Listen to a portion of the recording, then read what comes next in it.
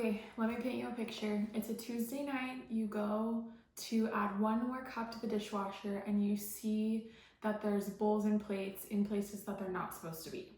There's also a pan in there that should have been hand washed, and for some reason it's in the dishwasher.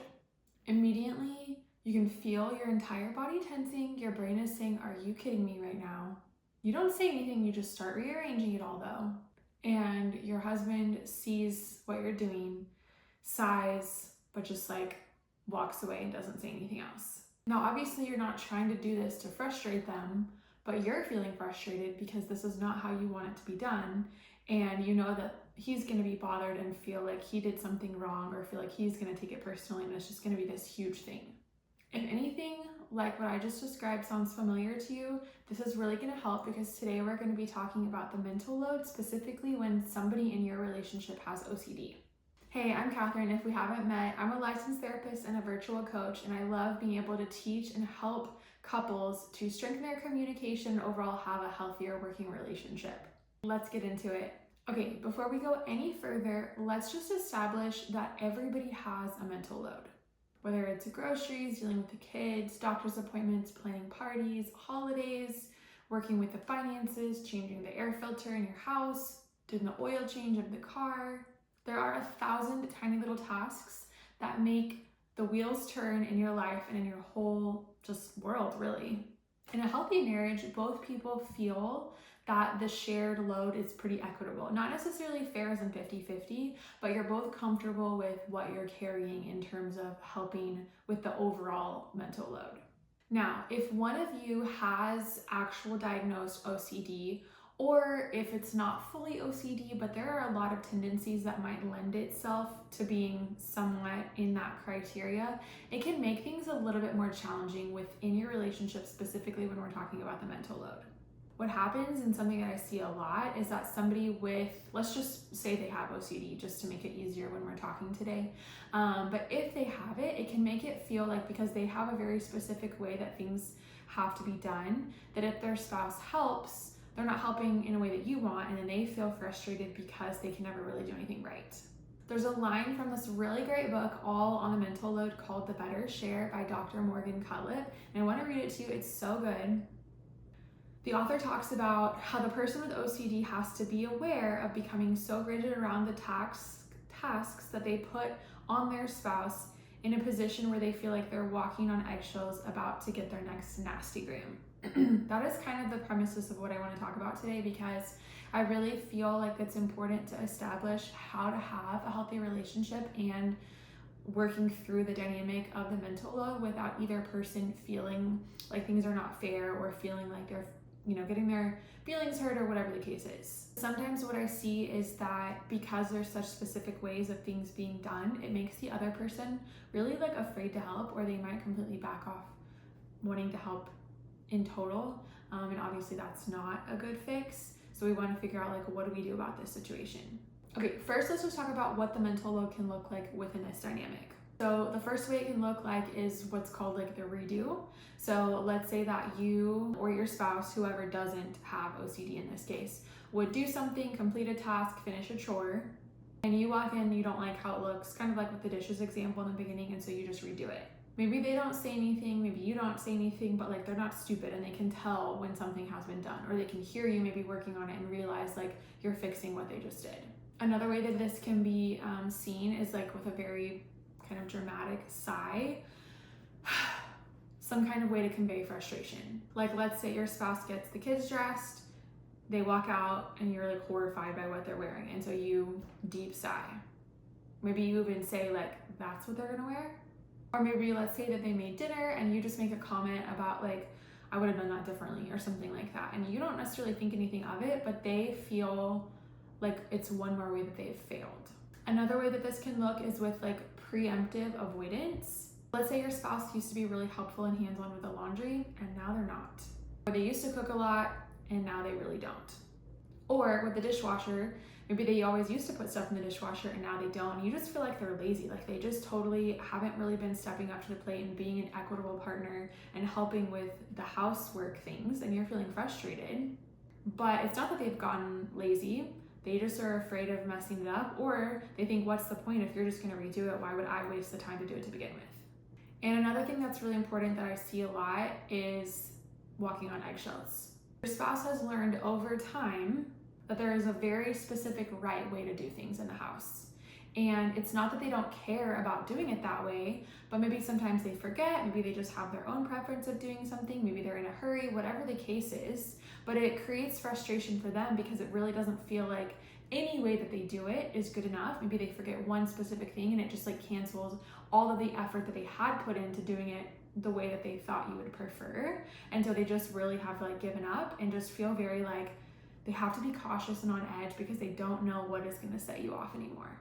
It can be really exhausting for that person because they just feel not fully checked out, but just kind of like, again, what's the point? Like just so defeated.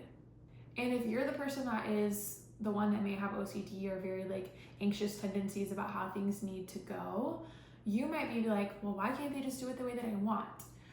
And that's why it's important to talk about, because I don't think it needs to go to one side or the other. I don't think it's fair just to say that they need to do every single thing down to the very detail that you have outlined or asked of them. I'm not saying that that needs to be the case for everything, but like something sure, it's fine to be like really specific about, but I also think like even within that, there is still a chance of you finding something that they didn't do perfectly. That is just the nature of having OCD. And then on the flip side, I don't think it means that like, oh, well, you just have to suck it up and not be bothered, because that's not gonna work like that. Like you're still gonna be bothered if we're being honest about it. So let's talk about why this dynamic shows up to begin with, because I do not want somebody with OCD to be watching this and feel like the bad guy at all. When you have OCD, your brain is really chasing certainty. It's not always about what the actual topic is. Sometimes it is. Sometimes it really is about the dishwasher, but sometimes it's not. Sometimes it's your nervous system trying to be settled, trying to continue to hold on to some semblance of control because that makes you feel less anxious and less stressed. Sometimes it's also this like nagging hum inside of your brain that you like cannot let it go unless it looks a certain way or it's been accomplished this way. You just feel like you literally cannot rest. So it's not necessarily about like aesthetic preferences if your spouse does it a different way. It like creates this discomfort within you. And obviously you don't want to be uncomfortable, so you just redo whatever the thing is, or you tell them about it. So it's not malicious, right? Like you're not trying to create tension, you're not trying to like irritate them, you're obviously trying to also not be irritated. But again, if we just think about it like your nervous system is trying to be safe, to find its semblance of control and find peace, and so it comes out in these different ways. The reality though is that your nervous system and your preferences and the things that are related to this are not 100% your spouse's problem. And when you trying to regulate comes out in controlling every single thing that they do, you're requiring them to handle and deal with your anxiety as well. And that's not really something that's fair for them to try to have to carry. It's also not something that you need to carry in a way that it's controlling your life like this. That's why this matters so much. It's not because your way is wrong. It's because outsourcing your regulation to your spouse is going to cause a lot of tension, resentment, build up in areas that neither of you want slowly over time. Eventually you might walk in the room and feel like you're just roommates, but they're flinching every single time that you even say something, just waiting for the other shoe to drop. So let me talk with you about some strategies to help if you're the person that has OCD. And keep in mind, this is just scratching the surface. Living with OCD really is best treated and worked through in some kind of therapy setting. But I still want to be able to help you and give you some things to think about and work on. But again, really highlighting that the best way for you to get the care that you need is going to be through therapy. Okay, the first one that I want you to consider is to catch yourself before you try to redo something that they've done. It's okay to notice the discomfort that you're feeling and just sit with it for a second. This is what's considered exposure therapy. Every time you resist the urge to redo something, you're teaching your brain two different things at once. One, that you can handle the dishwasher being done wrong or incorrectly. And two, your spouse is confident and trustworthy. I know that sounds like a lot of weight to put on just the dishwasher, but it is something that we can work with as an example that can actually really help. The second thing that I want you to consider is to try to differentiate the difference between a preference and anxiety. Some preferences are a little more reasonable, like I want the kitchen to be cleaned up, the counter wiped off before we go to bed. Okay, that makes sense. If there is a thought process or a feeling like if there's one single crumb on the counter, like I can't go to sleep, that might be anxiety speaking. The question that you could kind of ask yourself to reflect is like, what happens in my body if it doesn't go my way? If the answer is I feel a little bit disappointed, that might be just a preference. And if the answer is like, I literally cannot rest, I have to fix it, I'm gonna feel angry or really upset, and that's probably more so the anxiety and the OCD that looks like it's in costume and it sounds like it's really a preference, but it's got a heavier weight to it. So it's not just a preference at that point. I would really encourage you to get really honest about which one you find yourself in most often, because that will really help you determine what next steps to take and also what would be considered like equitable in terms of what you're requiring or asking of your spouse. The third thing that I would consider is really trying to take away the deep sighs or those negative comments from the way that you would respond and handle things. These are things that, you might not necessarily really mean them in a malicious or negative way, but they're these like slight little reactions with the sigh or little comments that are being made that question the ways that they've done things. And over time, if we feel really questioned, like we're not stupid. We can tell that the other person doesn't like what's being done. And it really just creates this walking on eggshells because they're just tense waiting for the comment to come. And nobody likes to feel as if they're living under that kind of scrutiny. This one is going to be really hard to change. So I definitely want to recognize that. You can think about it though, like every single time you choose a different kind of response, you're voting for your marriage and supporting your spouse in the way that they are doing things versus letting your preferences, or if it is some kind of more anxious or OCD tendency creeping in, you're still choosing your spouse over something different. The fourth thing that I really want to encourage is for you guys to have conversations together when you're calm. Well, when you're both calm, obviously. You can sit down with your spouse and say something like, hey, I've been noticing these different things around the house are causing me a lot of anxiety, and I want to talk about what we can do to alleviate that for myself, but then also so that you don't feel like you're doing everything wrong. If you need steps on how to do this, I think having a check-in is really important in general for everybody's relationship, but especially when you routinely need to be checking in on things that are not fully fleshed out or fixed in your relationship. And I have what's called the Ultimate Couples Check-in Guide that you can get. You can get your copy of it with the link in the description. But I would definitely encourage starting somewhere, even just 1 or 2 questions, but you're routinely checking on how you're doing, how you're feeling, what's working and what's not. Number 5 is letting go of things that are not life or death. It's kind of the concept of like picking your battles. You're not going to have full control over the way that things are done. And I think that it's like a logical thing where you're like, well, I know that.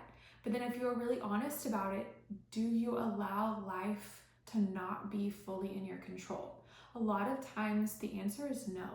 And I know that that is a really difficult one to just like wrap your mind around, but 2, to also be honest with yourself and even like let that shift and change like how you handle and respond to things within your marriage.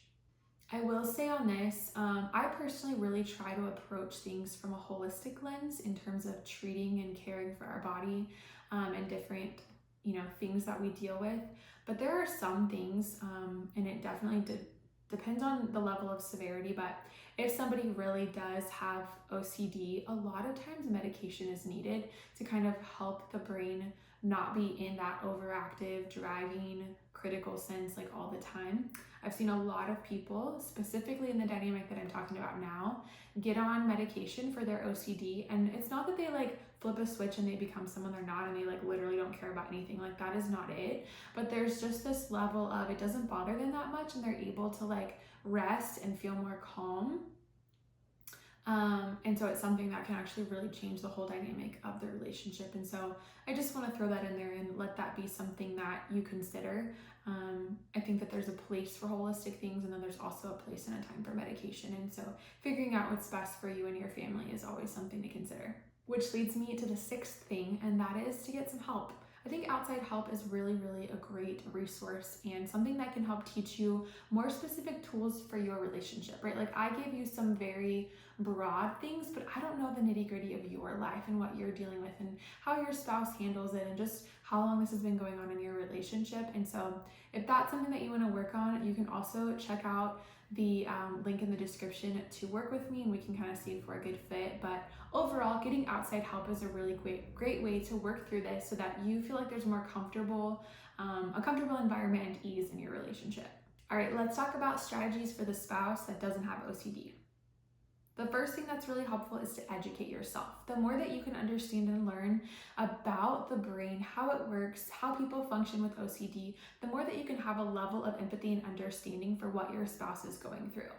I think it can also really be helpful for the mentality. Sometimes we just feel frustrated because it feels like it's all about us. Like, I'm always doing everything wrong. Like, I'm always having to walk on eggshells. But sometimes it's also helpful to reframe and realize, like, oh, this is their OCD talking, or like, oh, this is them really being anxious and stressed right now. It actually has nothing to do with me. Sometimes that can just be like a deep sigh of relief where it takes off this pressure that it's all about you, when really it's not. I also want to be quick to say that it doesn't necessarily make their behavior or the way that they're reacting okay.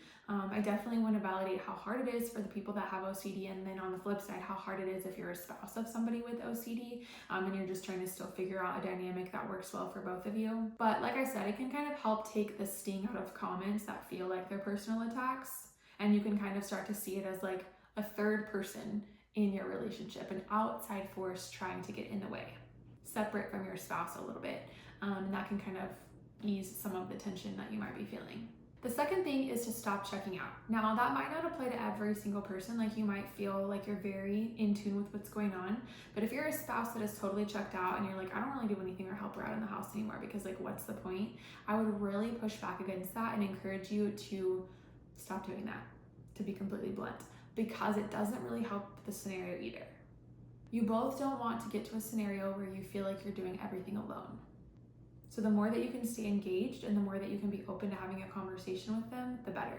You also could be an encourager and a gentle push to help them, or the two of you together, to get therapy. A lot of times people will benefit from individual, but doing it together as a couple also could be really helpful. The third thing is to name or express when you feel like you're walking on eggshells.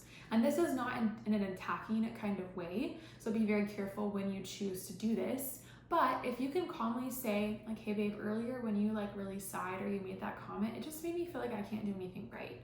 And I just wanted to share that honestly with you. And I would encourage, if you're on the receiving end of a comment like that, don't hear it critically, don't get defensive, don't start talking about what the actual thing was. Address what they said, address the comment they made, validate their experience, and let them know that you're sorry that that's how they felt. That wasn't your intent. You don't feel like they're a failure or can't do anything wrong. You may still be frustrated about whatever the actual practical thing is, like if it was the dishwasher or something, for example, but don't just circle back to that and make it all about you either. Be really good, both of you, about hearing where the other person is at and validating first before you share your point of view. If you guys feel like that is a pain point for you guys, something that you guys really struggle with a lot, like you just are talking about something and boom, it's like a full-blown conflict.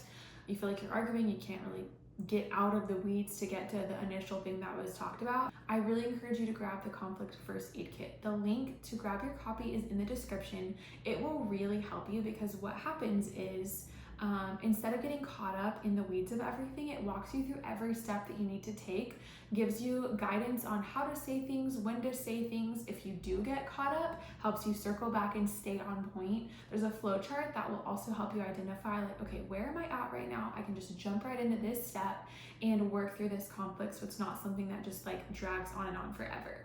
Okay, let's talk about navigating it together. That is the whole point of this, right? The goal is to find a middle ground, right? We don't want it, like I said earlier, to just be where the person at OCD is running the show. We also don't want it to be the other way, where the other person is just in charge of everything. We want to find a really good middle ground. And so that means having really deep, honest conversations, sometimes very specifically about, hey, I feel like I carry the bulk of all of this. Or like, hey, let's revisit it. You know, we're having a kid sooner. We just had a kid and we are adding a lot of things to our plate. Like, let's talk about what it can look like, because I feel like we're both overwhelmed or frustrated with the amount of stuff that's happening. I really want to stress to you that living with OCD or having anxiety in a marriage does not have to be your make or break deal. It's a very common thing for couples to experience. Like, we're just people, and then we put them together in a life, and there's just things that have to be worked through. When you can start to really be honest and identify, like, okay, this is something that we're just living with, and it's not you versus your spouse. It's you as a team together, linked arms, working maybe with or against something that feels like it's against you. Like, it can feel like OCD is your enemy. It really can. And I know that can be frustrating for someone living with it and for someone living with a spouse that has it. And so just kind of seeing it as like, okay, this is the way that you were created. And sometimes that's frustrating, but there's so many different ways to work through it, to build the skills that are needed, to find the tools that are needed so that it doesn't feel like it's ruining your life anymore. I would also really encourage you guys to celebrate wins. I think that goes both for the person that may have OCD, vocalizing like, hey, I didn't redo this thing today, or hey, I really wanted to say a comment earlier, but I didn't, and this is not me saying the comment, this is me highlighting a win, that I'm really doing better about pushing back against my initial thoughts or against my initial discomfort. I'm learning to find comfortability in what used to really stress me out. Or the spouse noticing, hey, you didn't go back and redo and fix that. And that means a lot. And I'm so proud of you and I'm so proud of us. Like, talk about, celebrate those wins, make it a normal part of your life and your conversations. All right, if you've made it this far in the video, I want to say that I'm really proud of you because I know this topic can be really stressful and heavy. And so just to know that you working on yourself and on your marriage really matters. And I think that it's so important that you're showing up for yourself and for your relationship in this way. Check out the resources that I highlighted in the video. You can get those links in the description below. If this was helpful, make sure that you like the video and also make sure that you're subscribed so that you can catch all of the next videos that are coming out soon. Thanks for watching and I'll see you later.